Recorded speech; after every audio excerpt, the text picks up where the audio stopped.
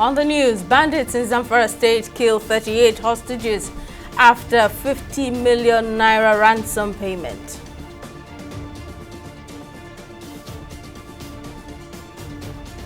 State Nigerian Army and DSS-backed hybrid forces kill 45 bandits. And doctors in Lagos State embark on a 3-day warning strike over salary reduction.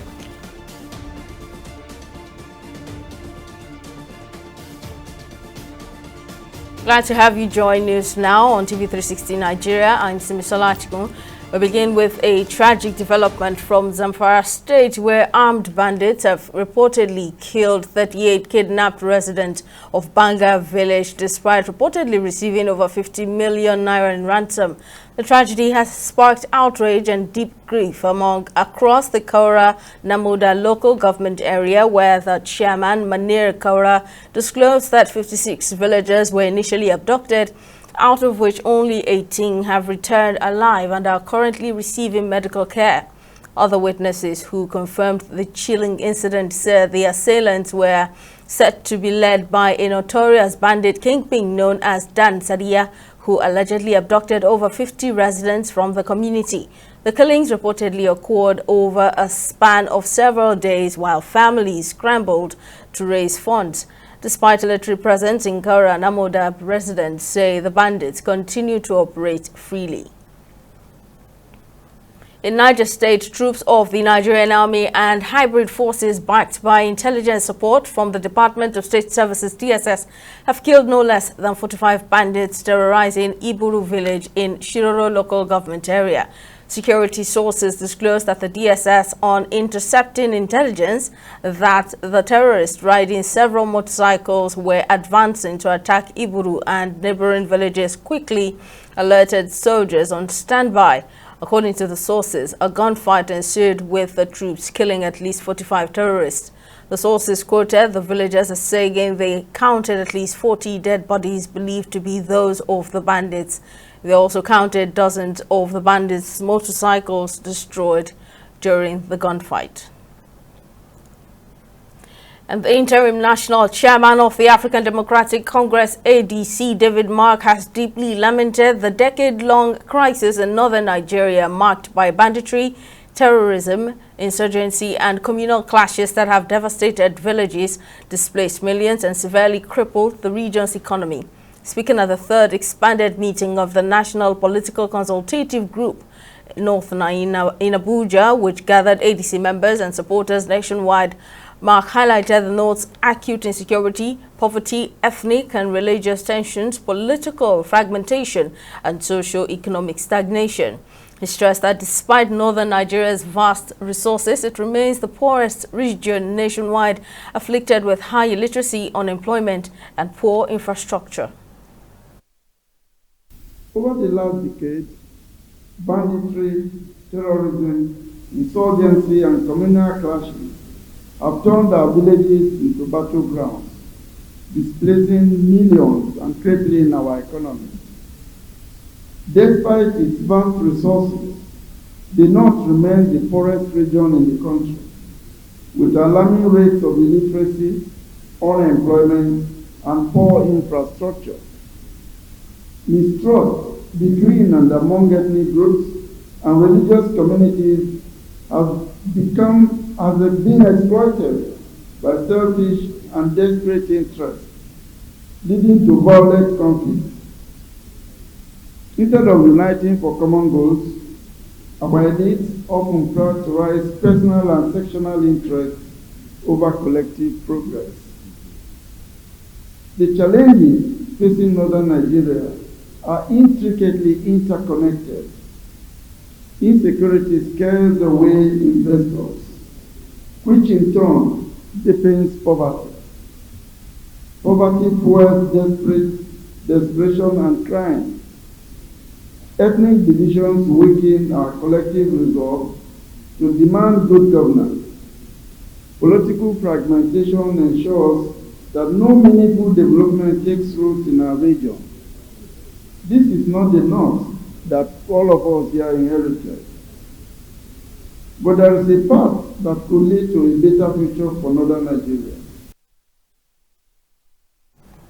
Despite an appeal by the Lagos State government, medical doctors now under the umbrella of the state's medical guild have embarked on a 3-day warning strike from Monday, July 28, to protest what they describe as illegal and disrespectful deductions from their salaries.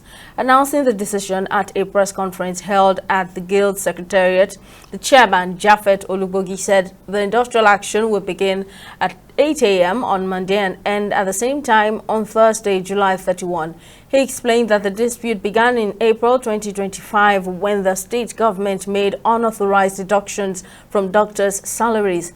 Although the deductions were initially reversed following consultations, a fresh round of deductions in July without prior notice or explanation reignited tensions. The guild said a 6-member conciliation committee comprising 3 representatives each from the guild and the state government had been set up to resolve the issue, but the latest deductions breached the terms of that engagement. In a related development, the National Association of Nigerian Nurses and Midwives says it will embark on a 7-day warning strike over the federal government's failure to address its pending demands. The association had earlier issued a 15-day ultimatum to the federal government starting July 14, after which it stated that it would embark on industrial action if its demands are still not met. And some members of the All Progressives Congress APC in Lagos State have staged a peaceful protest on Monday at the Lagos State House of Assembly, calling for the immediate removal of the party's state chairman Cornelius Ojelabi and federal lawmaker James Faleke over what they describe as imposition of candidates and anti-grassroots leadership. The protesters, made up of men and women from all 57 local council development areas in the state, carried placards and demanded an end to alleged favoritism towards the Justice Forum in the allocation of council appointment and elective positions. The demands include inclusion, fairness, and an end to what they call a top-down manipulation of local politics.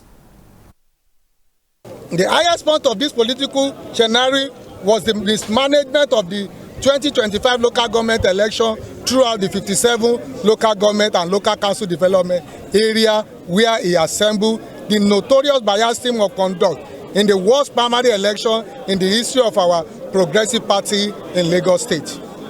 Since 1998, His Excellency Abiodun Ogunleye, Otunba Henry Ajomale, and Alhaji Babatunde Balogun ran very exitedly and successfully progressive party with all members' interests at the heart of their respective administration and enhanced electoral fortune of our party. For the first time since the advent of Fourth Republic, Ojelabi-led party lost Lagos to the opposition in 2023. This electoral disaster was followed by shabby performance in the recently concluded local government election. As if that was not enough, Ojelabi Faleke and the Porosia, narrowly minded and self-centered team and plan to further polarize the party with one-sided composition of local government executive to further enhance their winner takes all agenda and positioning for 2027 electoral contest.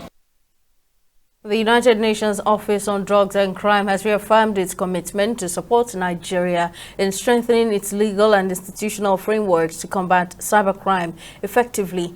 The UNODC country representative Sheikh Toure, who made this known during a technical meeting on improving Nigeria's cybercrime legal framework held in Abuja, praised Nigeria's role in shaping the newly adopted UN Convention against Cybercrime, calling it a historic step towards global cooperation.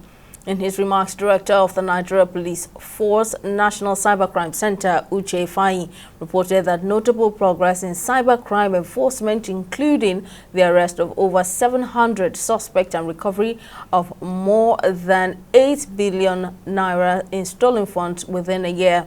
He highlighted the importance of educating citizens on identifying phishing attacks, avoiding online scams, and maintaining safe personal cybersecurity habits. And as the convention opened for signature in Hanoi in this October, UNODC stands shoulder to shoulder with Nigeria. We are committed to supporting your journey toward ratification and implementation through technical expertise, legal advisory services, capacity building, and public awareness. Our mission is clear: to be with Nigeria, to service Nigeria, so that we can build a secure, empowering digital future for all the citizens. Together, let us advance a digital age rooted in justice, security, and human dignity. Nigeria was placed first during Operation Red Card, organized by Interpol Cybercrime Directorate in Singapore. In Operation Red Card, we were able to arrest 113 foreign nationals that are using our cyberspace in Nigeria to commit cybercrime. I wish to reiterate the commitment of the National Assembly to work with all stakeholders, governmental and non-governmental alike, to ensure that Nigeria's laws are fixed for purpose in this digital age. We recognize that legislation must not only be protective, but also inclusive, rights respecting, and forward-looking. Cybercrime does not recognize borders. Our response must be international in scope, national, and coordination. As the world commemorates World Hepatitis Day on July 28, Nigerian health experts are raising the alarm over a surge in undiagnosed cases. They're calling for urgent measures such as expanded access to early testing, broader vaccination coverage, and stronger public education campaigns, warning that without these interventions, Nigeria faces a mounting public health crisis driven by low awareness, stigma, and an inadequate screening access. TV360's Joy Chejim completes the report. Viral hepatitis, consisting hepatitis A, B, C, D, and E, remains a major global health concern, silently affecting millions and leading to life-threatening complications if left untreated. Often referred to as the silent killer, the disease can damage the liver for years without symptoms. While all 5 strains of viral hepatitis affect the liver, hepatitis B and C are the most severe, with strong links to liver cancer and chronic liver disease. The ones that we're really concerned about are the hepatitis B and C viruses, because they are the ones that can cause long-term disease and destruction of the liver. That's not to say we're not interested in A, E, and D, but the ones that D, but some people will argue that D is not an infection all by itself, because it doesn't, when you don't see D all by itself. But A and E are viruses that you get by eating. So if you eat something, so those are the things that we say that their route of transmission is fecal-oral. So you eat something and then you have that infection. These types of viruses, they have their different routes of mode of transmission, and also, their outcome and everything about them vary a little bit. So hepatitis A and E are fecal-orally transmitted, meaning that they can be gotten through infected or contaminated water and food. In Nigeria, thousands of new hepatitis B and C cases are recorded annually, posing a persistent public health challenge. Many go undetected due to low awareness and stigma. Health experts warn that limited access to screening, particularly in rural communities, is accelerating the spread of the virus and hindering timely diagnosis and treatment. Almost 10% of the people in our country are living with viral hepatitis, and the vast majority of them don't know. For some of them, the first time they will get to know that they have something like this, it will be a bad diagnosis of cancer. So what we can do is to drive off awareness about this disease. With early detection and proper medical care, Hepatitis can be managed and in some cases cured, but the fight against hepatitis will require collective action, consistent funding, and a commitment to public health education.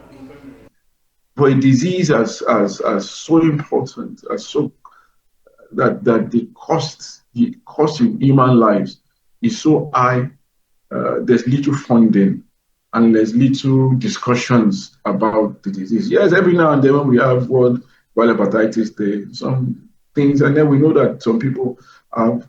So we would say that let there be a budget line, right? A budget line for viral hepatitis across all the states. We won't be too shocked if you have people that have never heard about this before, and this might be their first time of hearing about hepatitis and how it can be prevented. So awareness, health education, advocacies can be done by individuals, organizations, agencies, and even government parastatals as well. And more outreaches can be done because, you know, the fact is that many people know their status through public medical outreaches that are done where they can actually do the test free of charge. According to the World Health Organization, low access to testing and treatment remains the most critical gap to close in order to meet global hepatitis elimination targets by 2030. Joy Uchejim, TV360, Lagos. We'll take a short break. Still to come on News Now. North Korea rejects dialogue with South Korea, citing lack of interest. We'll bring you details shortly.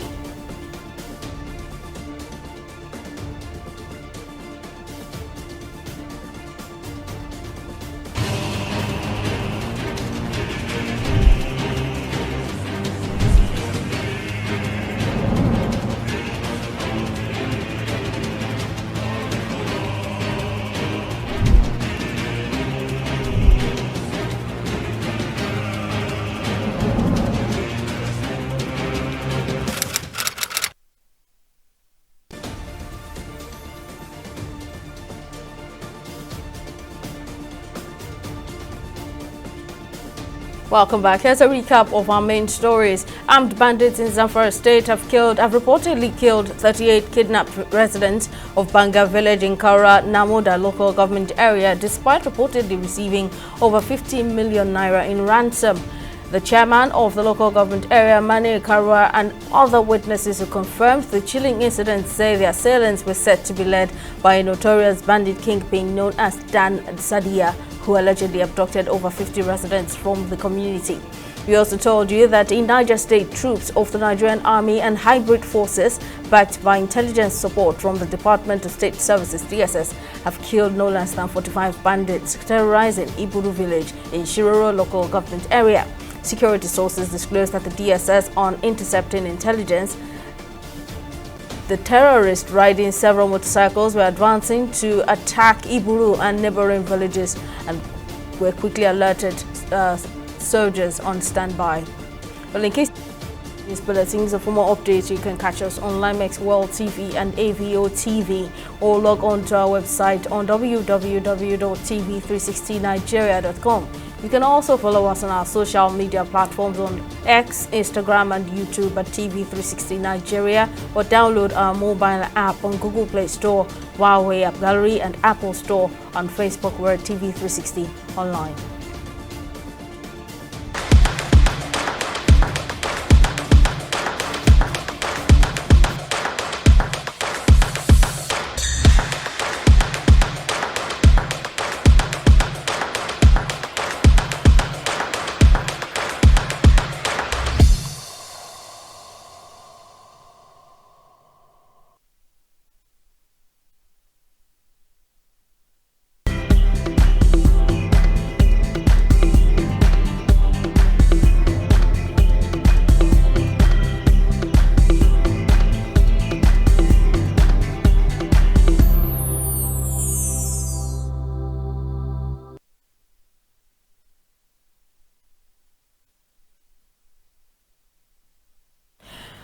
Let's get the story. The Nigeria's Super Falcons now have been rewarded $100,000 each and awarded 3-bedroom apartments in Abuja to players and coaches following their victory at the just concluded Women's Africa Cup of Nations WAFCON 2024. The team received heroic welcome as they touched down in Abuja on Monday, fresh off their record-extending 10th Women's WAFCON title win, where they were hosted by President Bola Tinubu at the Presidential Villa.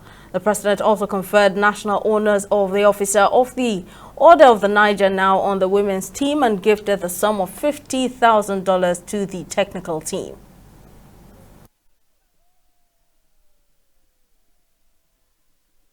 It was a very great moment for all of us there over there, as well as in Nigeria and all Nigerians in diaspora, because it is a victory that everybody must be proud of. Every Nigerian must be proud of, because a lot of people don't believe that it can happen, and then it even comes in a way that makes it to be very special. For you to be playing the finals against Morocco, everybody knows what has been going on social media. But at the end of the day, when it was 2-0 down, I'm aware a lot of people have even left their TV sets. But when the music turns, everybody comes back. Well, you know, it's not going to be easy because the place I was seated is not a place that you can move. So it was a very tense situation for me. I don't even know how to control myself, but I try to manage myself to make sure that at least I control myself, because I believe this is football and miracle can happen. It is the kind of passion and happiness with which we are receiving these girls today. On that night, on that day, at that hour in Rabat, those girls didn't play against 11 players. They played against 50,000 passionate fans, screaming and howling at them. And don't forget that it was not just that alone. They went behind against that hostile atmosphere. People don't understand what happened that night. The resilience with which they calmed down, they came back, they seized the game. From the first half, from the half of the first half, they seized that game to the end. It shows the true Nigerian spirit. And we must all celebrate them. That's why we're all here today in our full numbers to celebrate them. We must preach this to all sectors of the Nigerian economy, Nigerian polity, that is the true Nigerian spirit that we must continue to display everywhere throughout Africa. The president is happy, he's waiting. All of us are happy. This is the 10th time. I recall that they were, behind by 2 goals. They came over and then won this trophy for Nigeria. It's a big deal, and all of us are excited. You are excited. We all are. Everyone in this country is, and we'll also be receiving messages from other African countries showing solidarity, showing hope and happiness with Nigeria having won this. Even Morocco, we have been told they are so happy. They lost. They were in tears, but also they were still happy for Nigeria. This is a great thing, and I think that they deserve commendation, the people of Morocco, for the kind of reception and hospitality they've given to our girls while they were there. Let's discuss this record streak by the Super Falcons with veteran sports journalist Kunle Sholaja. Thank you very much for your time, Mr. Sholaja. Now, quite a joyful moment for the women's national team and for Nigerians in general. Now, judging from the performance all through the game, did you expect the team to win the tournament?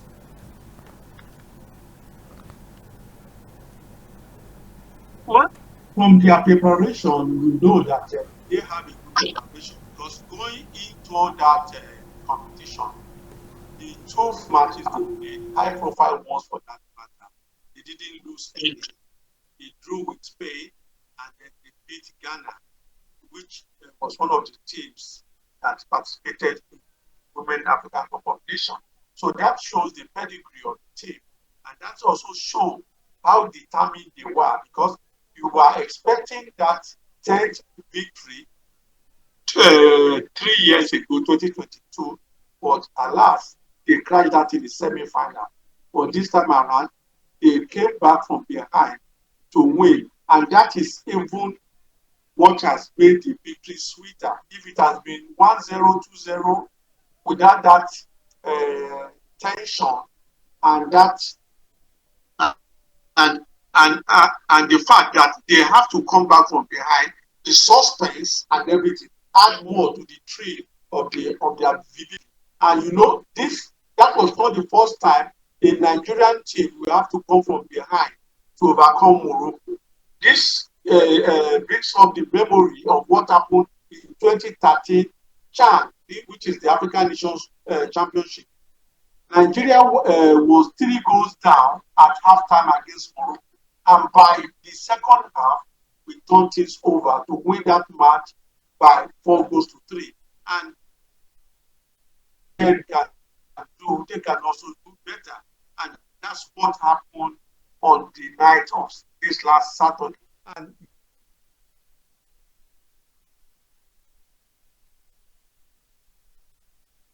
Sholaja, due to faulty network. Well, it's time for business news. Okoyemi Owosheni is on standby. What's the latest, Okoyemi?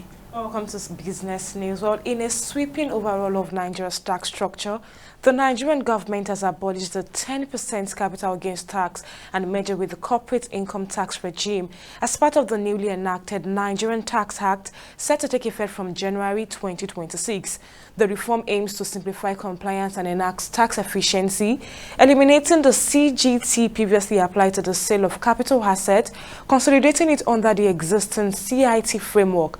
Now, under this revised system, the corporate income tax remains at the flat rate of 30% for medium and large-scale companies. However, small businesses defined as enterprises with an annual gross turnover not exceeding 50 million naira and total fixed asset not exceeding 250 million naira will continue to enjoy a 0% tax rate, maintaining their correct exemption on the Nigerian tax law. We'll go on a break now. I'll be back with stock market update.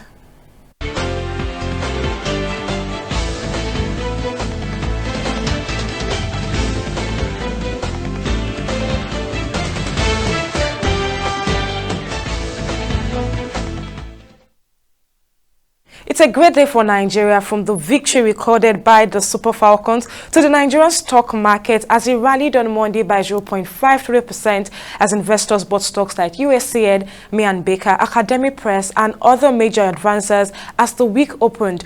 The NGX All-Share Index and equities market capitalization increased from 134,452.93 points and 85,000.55 trillion to 135,166.51 points and 85.55 trillion naira. Now, Academic Press led the gainers with a 9.9% share price appreciation, followed closely by Champion Breweries. Now, in 37,626 deals, investors exchanged 795 million shares valued at 23.231 billion naira. Now, global markets printed a mixed picture on Monday as Wall Street equities rose slightly while European stock indexes turned lower and the euro took a tumble on Monday, leaving the US Dow Jones in the greens and the UK FTSE and Japan's Nikkei in the red, as you can see on the chart behind me. Now, back home to the foreign exchange market, we see that it's a bit mixed as the naira maintains stability in Monday's forex session, exchanging at 1,620 naira to the US dollar, 2,060 naira to the pound, and 1,730 naira to the euro. And that's it on business and stock market updates. Back to you, Simi, for the rest of the news. Thank you very much, Okoyemi. And in foreign news, Kim Yo-jong, the sister to North Korea's leader, Kim Jong-un, has firmly rejected the possibility of dialogue with South Korea despite renewed outreach efforts by Seoul's new left-leaning administration under President Lee Jae-myung. In a statement released on Monday via North Korea's state-run media, Yo-jong dismissed South Korean president's overtures to ease cross-border tensions, including the suspension of anti-Pyongyang loudspeaker broadcast along the volatile demilitarized zone as insincere and meaningless. The remarks effectively rebuff the South Korean president's earlier attempts to reset relations on the Korean peninsula through diplomatic overtures and confidence-building measures. And that's it on our news. Thank you very much for watching. We'll see you again next time.